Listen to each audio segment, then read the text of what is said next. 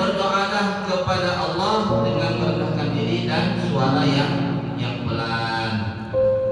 Artinya bukan nggak boleh suara yang keras, ini kondisional artinya. Ya, kalau di depan orang sholat ya janganlah doa besar mengganggu orang. Ya. Kemudian merenungi doa yang sedang dibaca, karena Allah Subhanahu wa Ta'ala tidak mengabulkan doa dari hati hamba yang lalai, dan yakinlah bahwa Allah akan mengabulkan doanya. Jadi kalau doa ini bagusnya itu dengan bahasa yang kita pahami, supaya apa? Supaya ya lebih menghayati. Tapi kalau bahasa, meskipun bahasa Arab kita nggak memahami artinya, kira-kira hati kita lebih khusyuk ataupun tidak?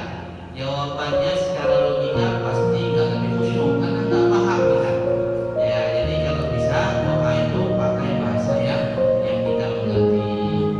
Kemudian ya diusahakanlah ketika minta sama Allah ini hatinya jangan lalai. Kalau lalai berarti doa kita nggak dikabulkan sama Allah. Dan juga setelah kita berdoa, kita ini harus yakin kalau doa kita itu dikabulkan sama Allah. Karena dalam hadis kursi dikatakan apa?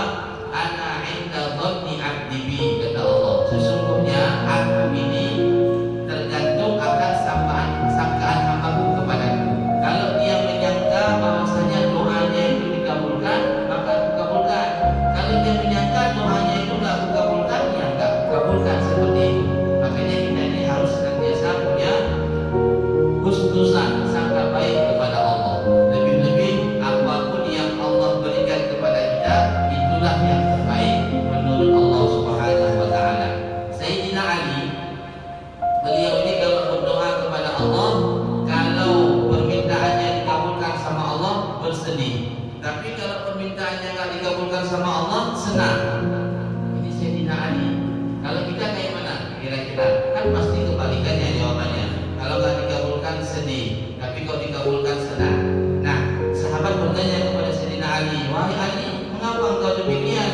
Masa nggak dikabulkan sama Allah doanya engkau senang, tapi kalau dikabulkan engkau nggak senang? Apa jawab Sayyidina Ali? Bahwasanya kalau doaku dikabulkan berarti